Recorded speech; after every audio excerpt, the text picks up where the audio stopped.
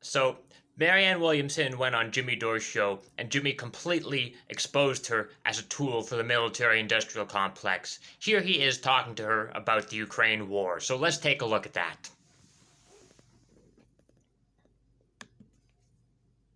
I am not enrolled in your interpretation of exactly what you are saying. I am not. So what do you disagree with? I'll tell you the problem I have with it. I do not believe that Ukraine is nothing but a puppet of the United States. So we're not going to agree on that one. So if we stop funding the Ukraine government, the Ukraine government shuts down. Do you know that? Do you know if we stop funding the Ukraine government shuts down, right? We're paying every person in the Ukraine government salary. We're paying their Social Security. You know that, right? Or maybe you don't.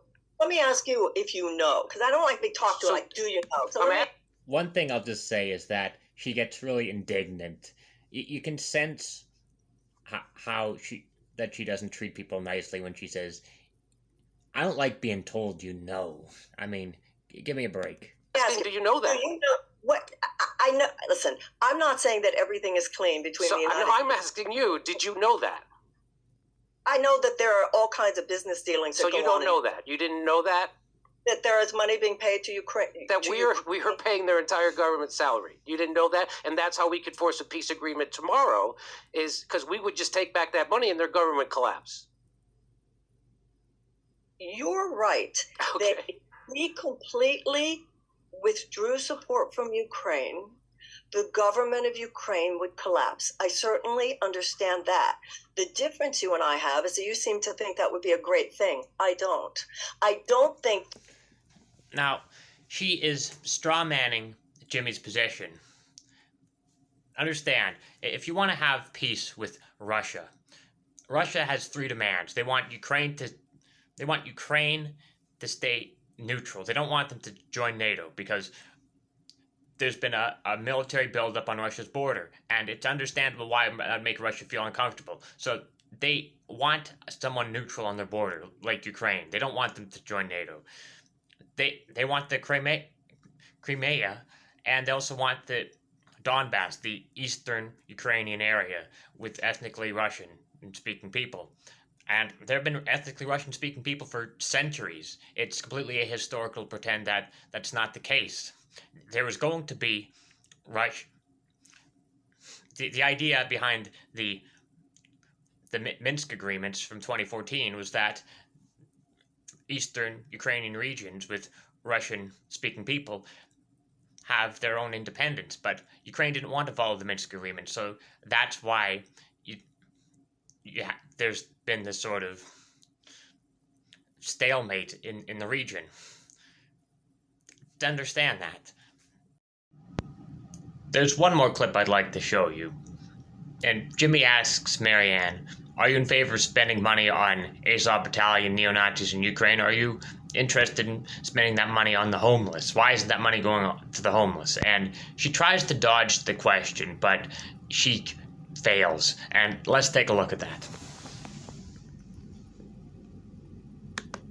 So how much money do you think we should send to Ukraine? We sent over $100 billion, while there are people living under every bridge in America, and 80% of workers live paycheck to paycheck. How much money do you think we should have sent to Ukraine? We have $858 billion that goes into our yearly defense budget. So the overspending by the military is a huge issue, of which Ukraine is a small part.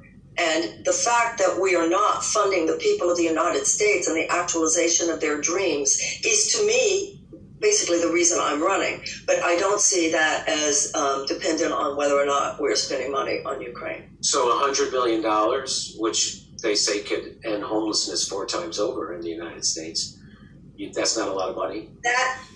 That's not the issue. The issue is that you could say that about any of the money that we spend on the $2 trillion tax cut that should be repealed, where 83 cents of every dollar went to the highest earners and the richest corporations. The billions of dollars we give in subsidies to corporations that are already making billions of dollars. So why do you think it is that we can, at the drop of a hat, send $100 billion to Ukraine, the most corrupt country in Europe, when we can't fund our own homelessness in America? Why do you think that is? Because funding homelessness in America does not serve anybody's corporate bottom line. Exactly. It doesn't serve the corporate bottom line. She tried to dodge by saying, when Jimmy asked, how come we spend so much money on the most corrupt country in Europe when there are homeless people living under every bridge and we're not funding them? She tried to dodge by saying, well, there are a whole bunch of different ways we could pay to give homeless people who live under every bridge homes. But she then defends what Jimmy's saying when trying to dodge it, because the defense contractors are the ones who are making money off the war in Ukraine. They don't care about the homeless. They don't care about serving the people. They care about keeping the military-industrial complex running. That's why we send money to fund Azov Battalion neo-Nazis in the most corrupt country in Europe. In the grand scheme of things, there is no leftist takeover of the Democratic Party. The Democratic Party is part of the two-party system that supports Wall Street, Big Pharma, and the military-industrial complex sending Azov Battalion neo-Nazis to Ukraine. If people who are running in Democratic primaries want to challenge the establishment, what they need to do is a dirty break strategy, as in, once the primaries are over, they will not endorse the centrist corporatist who wins. They will not endorse Joe Biden. They will endorse a third party, or maybe they'll even go run themselves.